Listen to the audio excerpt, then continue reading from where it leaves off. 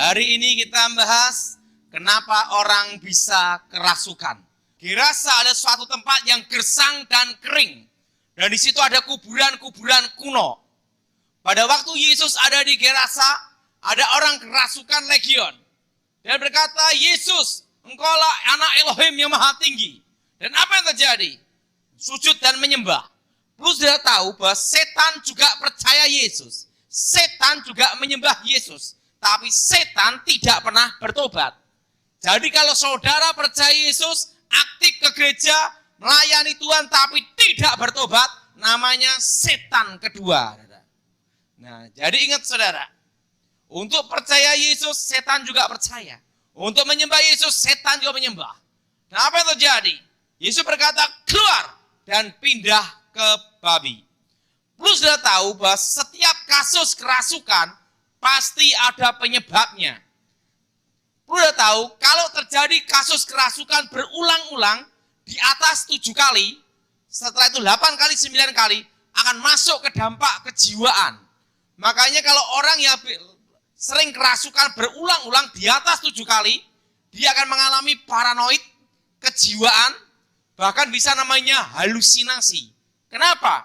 Karena pada waktu kasus kerasukan, akan ada namanya kasus pengambil alihan. Apa saudara? Apa saudara? Pengambil alihan. Apa arti pengambil alihan? Pada waktu orang dirasuk, roh jahat masuk, maka roh manusia dibuat tertidur di alam mimpi.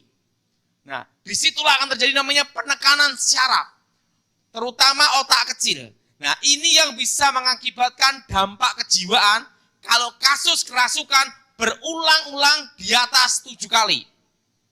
Nah, makanya kalau orang sampai kerasukan berulang sampai di atas 7 kali, akan masuk ke namanya sering halusinasi.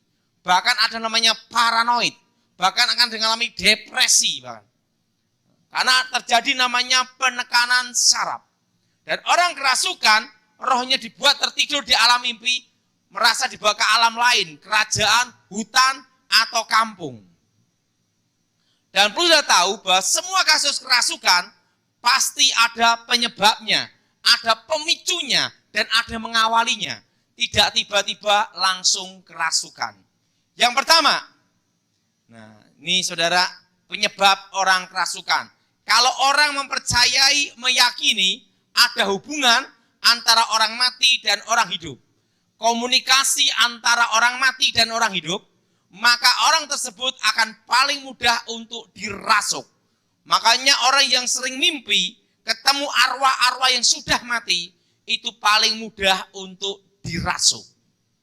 Jelas saudara? Nah, makanya rata-rata kalau orang bertapa, itu seringnya ada di kuburan. Nah, tidak ada orang bertapa di diskotik bertapa. Tidak ada. Rata-rata orang bertapa, minta sesuatu ke kuasa gelap, selalu berhubungan dengan kuburan. Nah, dan itu adalah pemicu awal kasus kerasukan. Nah, yang kedua, orang yang takut setan itu paling mudah dirasuk. Jadi orang yang takut setan itu paling mudah dirasuk. Sudah perhatiin? Rata-rata orang yang baru sadar pada waktu kasus kerasukan menunjukkan wajah ketakutan. Makanya orang yang takut setan ketemu setan. Nah, orang yang takut setan ketemu setan. Makanya orang yang berani setan tidak ketemu setan. Kenapa? Setannya tahu, ditakuti pun percuma. Jadi orang yang takut setan pasti nanti bakal ketemu setan. Makanya kalau kasus kerasukan itu misalnya di toilet. Wah, udah takut dia ke toilet. Tiba-tiba ada penampakan. Dia gini. Langsung tek. Kerasukan. Pertama syok takut, roh itu masuk. Makanya orang yang takut setan pasti ketemu setan. Jelas saudara? Nah, ngomong sama sebelahnya, dan kamu bukan setannya sendiri. Nah, yang ketiga, Orang yang suka menyendiri. Nah, hati-hati itu. Nah, makanya rata-rata orang yang bergaul dengan kuasa gelap suka menyendiri di gua, di hutan. Nah, makanya kalau sudah punya keluarga atau teman, suka makan sendiri, jalan sendiri, kemana-mana sendiri, lama-lama bicara sendiri. Nah, makanya orang yang suka mengasingkan diri, tidak mau bergaul, suka menyendiri, itu paling mudah dirasuk. Jelas saudara? Jelas paling mudah apa saudara? Paling mudah di apa? Dirasuk. Nah, jadi semua kasus kerasukan pasti ada pemicunya yang mengawalinya. Tidak tiba-tiba langsung kerasukan. Nah, jadi kalau saudara ada orang kerasukan, habis sadar, ditanyai, salah satu yang saya khotbahkan, pasti ada. Nah, ketiga, suka menyendiri. Yang keempat, orang yang suka ngalamun, pikiran kosong, halusinasi. Nah, itu paling mudah dirasuk. Jelas saudara? Nah, makanya saudara, orang yang stres depresi, kalau segera tidak ditanggulangi, bisa mengarah ke kerasukan. Jelas? Jelas? Nah, yang keempat, ingat saudara, jadi kalau orang suka ngalamun, pikiran kosong, itu paling mudah dirasuk. Kelima, orang yang suka melukai diri sendiri, mukul-mukul badan, nyabutin rambut sendiri. Saya itu membenturkan kepala, ngantemin dirinya. Nah, baru puas. Atau melukai orang, gebukin orang, baru puas. Itu ciri awal untuk kasus kerasukan. Jelas saudara? Kasus apa? Ciri khas untuk apa? Pemicu awal dalam kasus kerasukan. Perhatikan, orang yang ada di gerasa, dia ada di kuburan, suka menyendiri, mukul-mukul badan sendiri, teriak-teriak sendiri. Nah, jadi ingat, kalau saudara ada teman atau keluarga, dia mengalami kasus kerasukan berulang-ulang, di atas 7 kali, akan masuk ke dampak kejiwaan. Dan kalau tidak bisa ditanggulangin, tidak segera diatasin, maka akan mengarah ke sakit jiwa, gila. Tapi gilanya ini masuk dalam kasus kerasukan. Nah, makanya kalau ada sudah di atas 7 kali kerasukan, harus segera diatasi, segera ditanggulangin, segera dibimbing. Supaya tidak masuk ke dalam kejiwaan gila. Tapi ingat, sekalipun gila pun, kalau kasus kerasukan, Tuhan sanggup menyembuhkan. Amin. Nah, tapi pengalaman hidup saya, itu lama. Saya pernah nanganin kasus saudara, orang itu dirasuk, setelah itu saya doain sadar, setannya keluar. Saya yang mandiin. Dia tidak mandi tidak lama, kira-kira hanya 15 tahun. Saya yang mandiin bisa gini. Kenapa? Bau setengah mati. Itu jarak 1 meter aja, bau banget. Nah, ini ingat saudara. Jadi orang yang kerasukan ada pemicu awal. Orang yang suka melukai dirinya sendiri. Jelas saudara? Atau melukai orang lain baru puas. Itu adalah ciri awal untuk masuk dalam kasus kerasukan. Yang keenam, orang yang suka marah-marah. Hati-hati.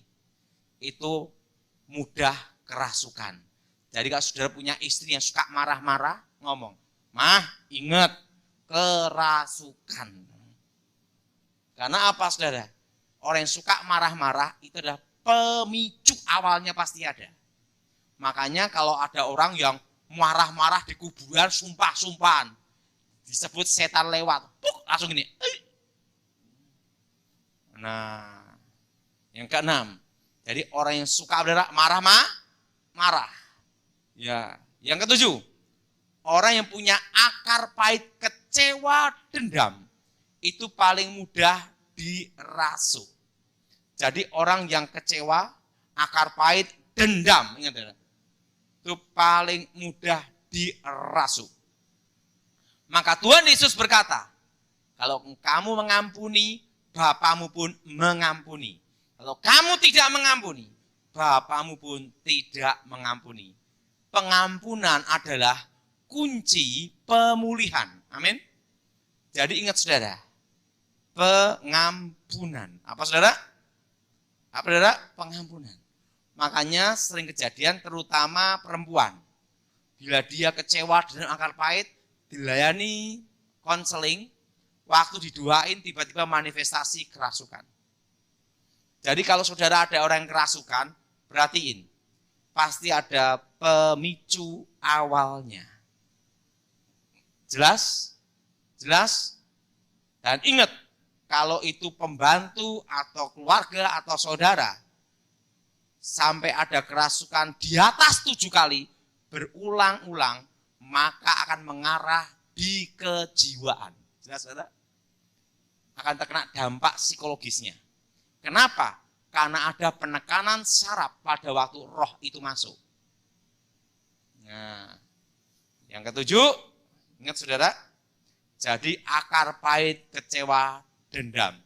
Yang kedelapan, orang yang hidup dalam perzinahan, suka berzinah cabul, itu paling mudah untuk dirasuk.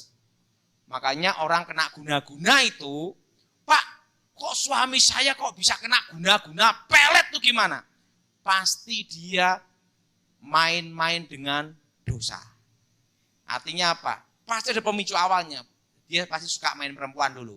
Begitu suka main perempuan, kebetulan perempuannya punya ilmu guna-guna. Masuk itu saudara. Nah, makanya kalau laki-lakinya, suaminya tidak suka main perempuan yang macam-macam, artinya tidak berzina, dia tidak akan kena. Kenapa? Karena tidak ada pemicunya. Jelas saudara? Nah, jadi semua kasus kerasukan, orang kena guna-guna, pasti semua itu ada pemicunya. Nah, makanya orang yang suka iseng-iseng itu hati-hati. Iseng-iseng ini, lama-lama kena beneran. Kalau udah kena, lupa. Jelas? Nah, orang yang berzina, makanya ada orang yang berzina di kuburan, dempet nggak bisa lepas, sampai dibikin di rumah sakit, diobatin. Kenapa? Karena itu pada waktu roh itu masuk, akan masuk ke dampak jiwa. Nah, yang ke-8, hidup dalam daerah perzinahan. Nah, yang ke-9, orang yang suka hal-hal takhayul, mitos-mitos yang berhubungan legenda, yang berbau tentang arwah dan roh. Itu paling mudah dirasuk. Termasuk orang yang suka lihat film horor. Itu paling mudah kerasukan. Udah takut setan, sukai film horor. Teng, ieng. Udah takut gini. Coba dikagetin. Gitu loh. Nah, kalau di rumahnya ada setan lewat, masuk itu saudara. Itu bukannya setan yang muncul dari TV, enggak. Tapi setan yang ada di rumahnya, kemungkinan ada penunggunya. Waktu dia takut, masuk. Makanya, orang yang suka film horor itu paling mudah kerasukan. Kenapa bisa kerasukan? Karena ada pemicunya, yaitu apa? Sugesti. Lihat saudara? Nah, yang ke-10. Nah, ini yang ke-10. Orang yang suka musik rock metal dunia. Nah, Tuhan juga pakai musik. Tuhan bertahta di atas pujian. Tapi setan juga pakai musik. Jadi musik itu bisa dipakai Tuhan, tapi juga bisa dipakai setan. Nah, musik itu tergantung pesan dari lagu itu.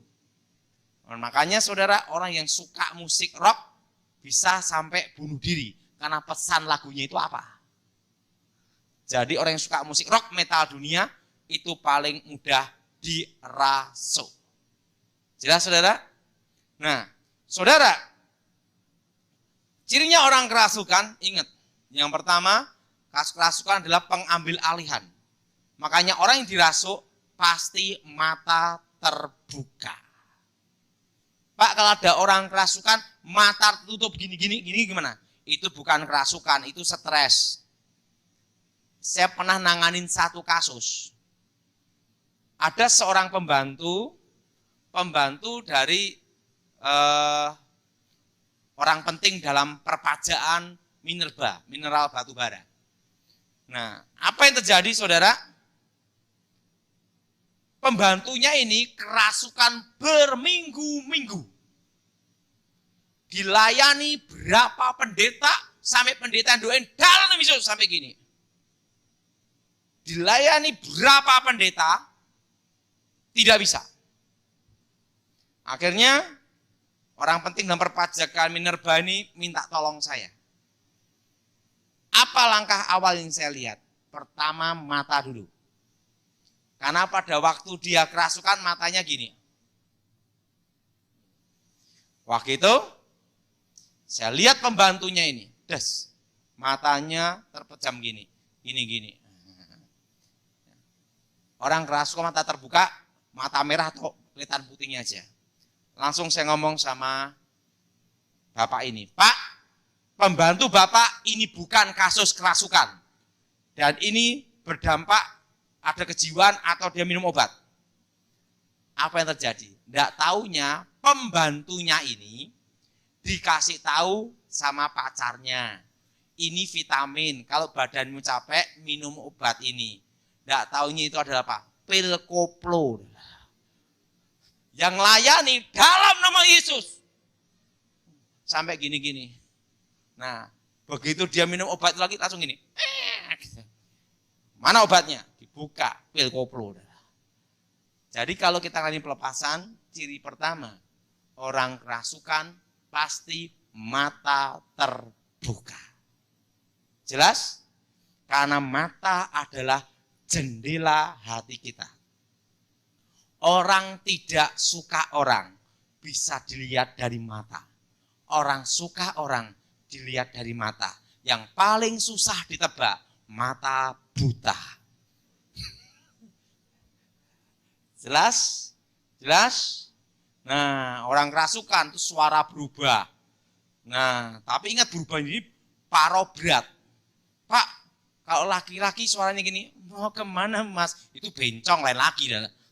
Kasusnya lain lagi. Jadi ingat saudara, suara berubah, kekuatan 10 kali lipat, dan orang kerasukan tidak sadar 100%. Kulitnya mati rasa. Makanya kalau ada orang kerasukan, saya selalu pegang sini dulu. Kalau dia gini, aduh, stres. Atau kakinya digaruk-garuk. Kalau dia nahan gini, itu bukan kerasukan. Karena orang kerasukan kulitnya mati rasa karena pengambil alihan dan tidak sadar 100%. Jelas? Jelas? Jelas? Kekuatan 10 kali lipat, suara berubah, kulitnya mengkorok, berdiri semua. Nah, karena kerasukan. Nah, kalau orang kerasukan, jangan tanya setan. Setan itu penipu. Kenapa ditanyain? Waktu Yesus ada di Gerasa, dia berkata, siapa kamu? Legion. Arti legion itu banyak. 2.000, 4.000, sampai 6.000. Kalau Yesus mengusir setan tanya satu-satu, maka di ayat ini minimal ada 2.000 nama. Tapi di ayat ini tidak ada 2.000 nama. Hanya ada satu, legion. Kata legion artinya apa? Banyak. Arti banyak apa? Satu legion bisa 2.000 sampai 4.000. Keluar, pindah ke babi. Nah, saudara, kenapa diizinkan pindah ke babi? Semua itu Yesus punya hal yang sudah pelajari. Yaitu apa? Supaya sudah tahu. Yang pertama, Yesus mengajarkan kepada kita bahwa setan betul-betul ada. Apa saudara? Setan betul-betul ada. Antara manusia dengan babi tidak ada hubungan. Waktu roh ini keluar dari orang kerasukan ini masuk ke babi. Babinya kerasukan. Masuk ke jurang dan mati. Artinya apa? Bahwa setan betul-betul ada. Masuk ke dalam air, mati ke jurang mati. Nah, jadi ingat saudara, setan betul-betul ada. Jelas saudara? Nah, ini kan. Antara manusia dengan babi tidak ada hubungan. Waktu roh ini masuk ke babi, langsung tenggelam. Mati. Terjun ke jurang. Kedua, untuk mematahkan legenda. Setan takut minyak babi. Perlu sudah tahu, kebudayaan tertua, peradaban tertua, pertama adalah Mesir, ada yang juga berkata Cina, tapi ada urutannya. Pertama adalah Cina atau kedua Mesir. Yang ketiga adalah Yunani. Tapi ada yang berkata Mesir, baru Cina, setelah itu baru Yunani. Tapi ada yang juga berkata Cina dulu, Mesir, baru Yunani. Tapi intinya peradaban tertua itu. Nah, perlu sudah tahu bahwa legenda setan takut minyak babi itu sudah ada ribuan tahun. Dan legenda itu sampai sekarang ada di Asia maupun Timur Tengah. Untuk penolak bala, penangkal setan, kepala babi ditaruh di dalam rumah, ditanam di tengah rumah. Dan kepercayaan itu sampai sekarang masih ada. Betul? Betul? Nah, untuk penolak bala pakai kepala babi. Bahkan tulang babi ditaruh di depan pintu atau di berbagai tempat. Untuk apa? Penangkal ilmu gaib. Nah, makanya ada kepercayaan agama tertentu yang tidak boleh makan babi. Nah, karena mereka tidak makan, kita yang makan. Tidak ada masalah. Nah, karena legenda itu ada. Nah, untuk penolak bala, penolak mantra, setiap pintu-pintu dikasih minyak babi. Keluar rumah, bayinya dikasih minyak babi. Keluar rumah jadi babi goreng. Karena semua sudah minyak babi semua. Setan tidak takut minyak babi maupun babi. Buktinya roh ini masuk, sak babi-babinya kerasukan. Artinya legenda itu salah. Setan tidak takut sama babi dan minyak babi. Buktinya di ayat ini. Masuk. Jelas? Jelas? Yang kedua, setan tidak takut Alkitab maupun salib. Buktinya di kuburan banyak salib. Jelas? Nah, karena saya pernah nangani kasus pengusiran roh, setiap pintu-pintu rumahnya dikasih Alkitab. Setan lewat suruh perenungan. Setan tidak takut Alkitab maupun salib. Setan itu takut kalau kita dengan percaya. Ingin saya semua, percaya dan beriman. Di dalam nama Tuhan Yesus keluar. Nah, kalau ngusir setan, ini saya semua. Di dalam nama Tuhan Yesus, kami ikat, patahkan, hancurkan, keluar. Nah, waktu setan ini keluar, ingat saudara. Pak, kalau setan ini keluar, nanti pindah kemana? Kita tidak nyiapin properti rumah. Itu urusannya dia mau kemana. Tapi yang jelas ingat, dalam pengusiran setan, jangan tanya setan. Kenapa? Karena setan itu penipu. Jelas saudara? Jadi kalau kasus kerasukan berulang-ulang di atas 7 kali, saudara harus tanggap. Berarti sudah masuk dalam kasus mempengaruhi kena kejiwaannya. Jelas saudara? Baik pembantu atau keluarga.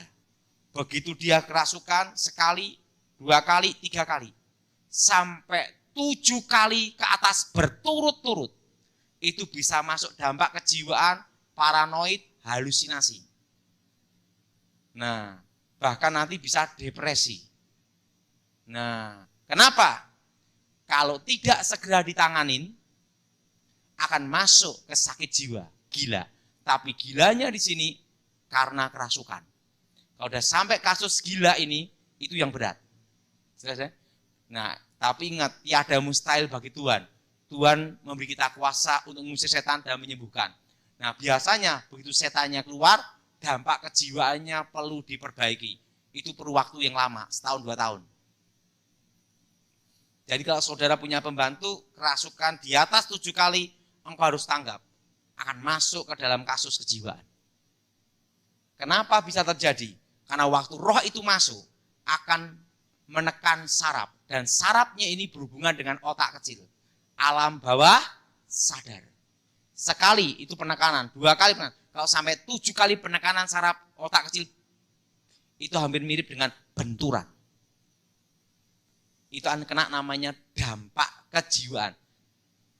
Itu mirip tapi bukan sama. Artinya mirip orang kena benturan. Itu kalau di atas 7 kali. Makanya habis dilani pelepasan, rata-rata orang itu apa? Kepalanya sakit. Kepalanya pusing. Begitu sadar. Nah, karena apa? Ada penekanan syaraf. Jelas saudara? Jadi begitu kalau ada saudara punya pembantu atau saudara punya keluarga, kasus yang pertama, kedua, ketiga, keempat, kelima, sampai ke-7 kali, ke-8 kali, 9 kali, engkau harus tanggap. Harus ada konseling dan pembimbingan kejiwaan. Karena arahnya nanti paranoid dan halusinasi. Jelas? Dan harus dipatahkan sugestinya, dibimbing dalam nama Yesus. Ingat, setiap orang percaya diberi kuasa. Amin. Nah, mari kita berdiri, kita berdoa.